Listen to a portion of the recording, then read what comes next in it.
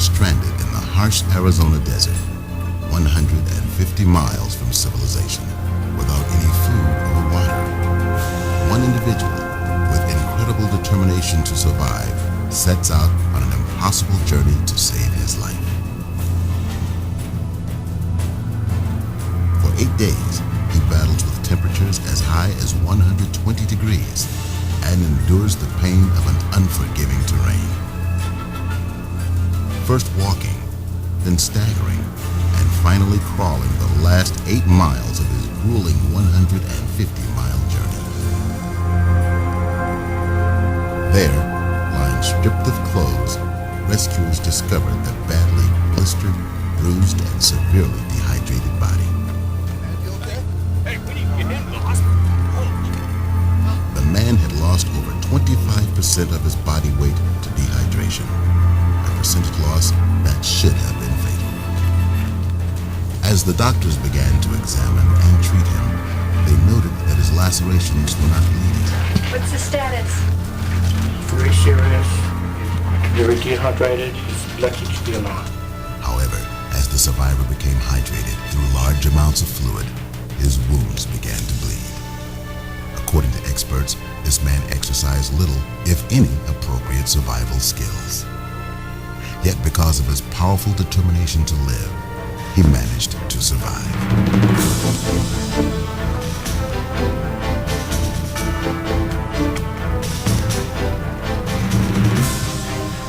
An old wilderness proverb says, survival is 90% mental and 10% physical.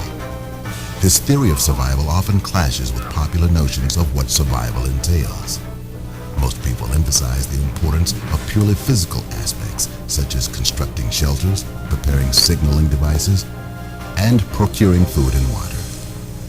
While these activities are certainly important, they are nowhere near as crucial as starting out with a strong will to survive. Don't think that simply having a well-equipped survival kit and practiced survival skills is going to save you.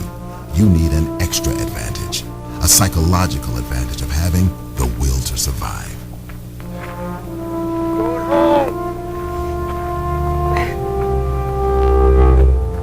The likelihood of surviving the challenges of being stranded will be greatly diminished unless you have a strong desire to live. Sure, you can practice specific survival skills, but you won't know how strong your will to survive is until you're faced with an actual life or death situation. Is anybody there? Can anybody hear me?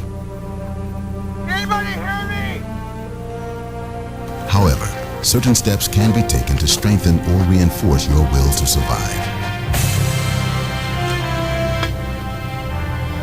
First, you must know the basic needs and priorities of survival. These priorities must be met whether you are at home or stranded in the wilderness after a forced landing. Being prepared for a survival situation will increase your confidence and reduce your psychological stress. By reducing your stress levels, you will enable yourself to better concentrate on your will to survive. In a survival situation, priorities are based on how long you can survive without certain physiological and psychological requirements. The most basic priority for survival is oxygen. Oxygen is crucial. Without it, your survival time can be measured in minutes. In a post-crash survival situation, bleeding is the most common way loss of oxygen can occur. As blood leaves the body, so does the life-sustaining oxygen contained within the blood. The loss of blood can cause unclear thinking and eventually loss of consciousness. Therefore, life-threatening injuries should ultimately have the highest priority. You must be prepared to deal with these types of injuries. Educate yourself on emergency techniques that stop bleeding and learn methods for treating other injuries. Even minor injuries should be treated because the pain from these injuries will only persist and intensify with time. Be aware that pain from injuries, even minor ones, can cause significant stress in an already stressful situation. By becoming knowledgeable with first aid techniques, you will not only increase your ability to cope with injuries and pain, you will increase increase your confidence level, strengthening your will to survive. Because maintaining body core temperature is an essential requirement for survival, shelter becomes an immediate priority. In extremely hot or cold environments, survival time can be measured in hours. With this in mind, it is important to remember when you are in a survival situation, the most immediate shelter you have available is your clothing. It's unfortunate that most pilots dress for the cockpit environment, giving little consideration to the types of environments they will be flying over. The stress caused from being too hot or too cold can wear you down, both physically and mentally. Maintaining the body's core temperature is a survival technique in itself. It may seem like a mundane skill in the everyday world, but in a survival situation, it can be overwhelmingly difficult. Reading books on this subject will help, but should be no replacement for hands-on experience. You must not only learn the skill of building a campfire, you need to practice it. Also, know what's involved in constructing a windbreak, and make a habit of putting extra clothes aboard your aircraft. Wearing and carrying proper clothing and having knowledge about building a fire and creating a basic shelter can greatly reduce the stress associated with temperature. Sharpening up on all of these life-saving skills will empower you to overcome the physical and mental stress created by extreme temperatures. Water is your next essential priority. Without it, you can only expect to survive 3 to 7 days. And because there is no guarantee that you will have suitable drinking water, the water contained in your body may be your only source. Therefore, you must attempt to conserve it by restricting physical activities to the cool of the evening and early morning. An old survival adage is to conserve your sweat, not your water. If you have water, distribute it equally among all survivors and drink as much as you can when you can. It's important to remember, as you become more dehydrated, your brain will become less efficient. As your mind deteriorates, so does your will to survive.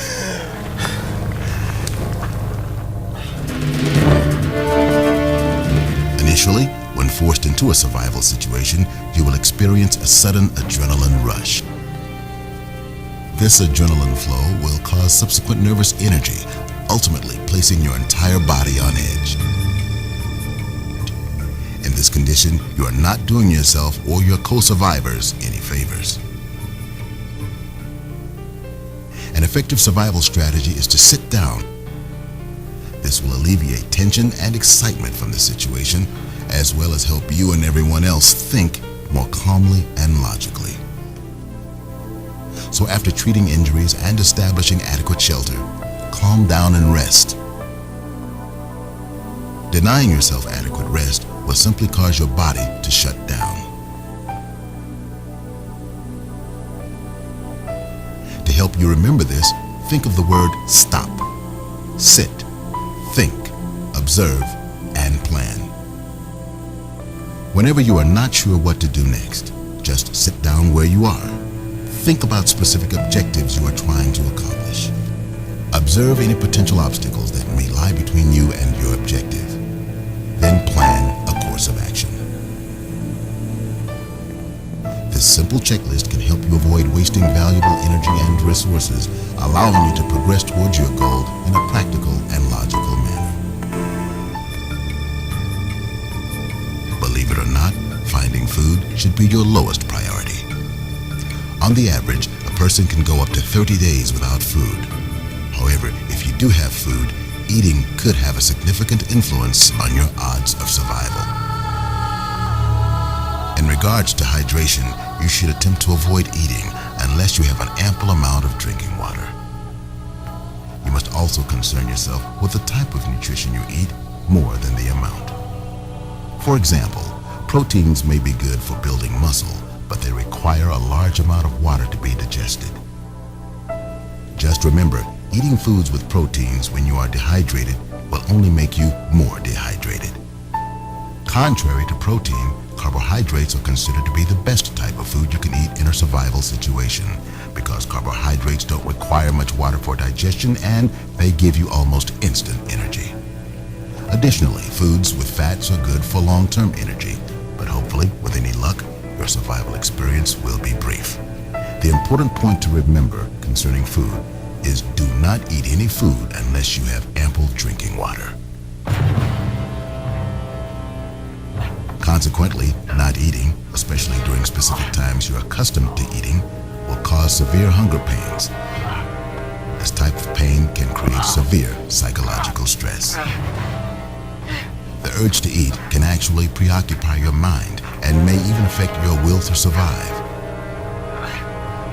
To counteract the stress created from hunger pains, try to occupy your mind with tasks that will help bring about your rescue.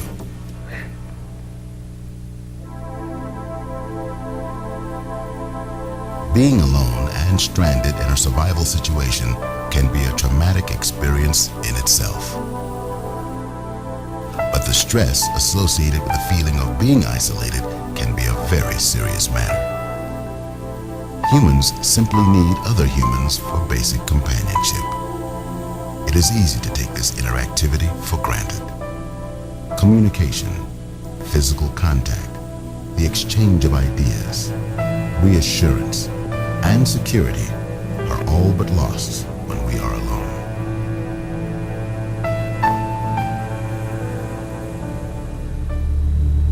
Furthermore, individual faith or religious beliefs can help you overcome the many types of psychological stress you may encounter in a survival situation. Having faith and religious beliefs can strengthen your will to survive.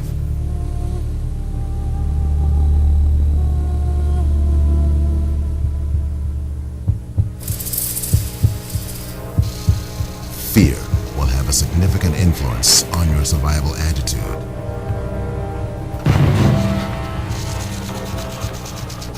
Fear can be your greatest ally and your worst enemy. Fear can create awareness, preparing you to react to an immediate situation. Or fear can cause you to panic and make irrational decisions. Decisions that might cost you your life. It should be understood that fear is a natural, physiological, and psychological response to a perceived threat. People who are frightened typically go into the fight or flight mode. They react to a threat by either standing their ground or running away.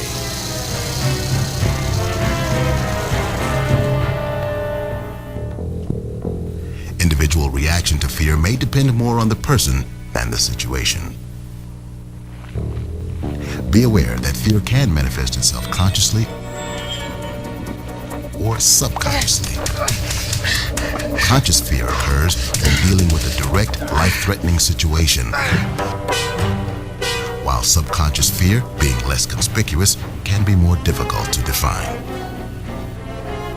You're scared, you're uneasy, you're apprehensive about the number of dangers out there, like poisonous snakes, hidden predators, and other potential hazards associated with an unfamiliar environment. This type of fear can easily escalate into a full-scale panic. Panicking will cause you to make poor decisions that could endanger your life. If you are going to combat fear, you must first realize when you are frightened. Here are some common signs and symptoms of fear. Quickening of the pulse, dilated pupils, perspiration on the palms of the hand, dryness of the mouth, and a feeling of butterflies in the stomach. Only when you admit to yourself that you are frightened can you take positive action to conquer your fear. This is why survival training makes all the difference. Adequate survival training will not only prepare you to survive after a forced landing, but it will give you the confidence that you need to strengthen your will to survive. When you ask most pilots about applying their survival skills, they will probably state, "Well, I won't be out there that long, or I'll file a flight plan and make sure that my ELT is activated. They're sure to find me. This response is one of denial, a denial that stems from a pilot's own fear. An effective means of conquering this fear can be as simple as packing a survival kit. By being prepared, you are admitting to yourself the possibility of being faced with a survival situation. More importantly, you will have a greater sense of control should an unlikely event occur. Knowing what to do, when to do it, and how to do it can provide the skills needed to survive the most unfortunate of circumstances.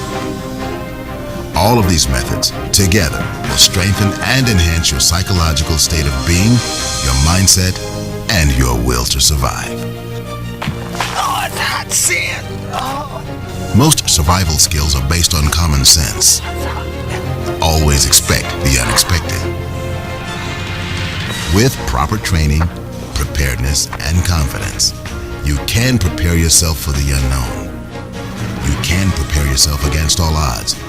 You can prepare yourself to survive.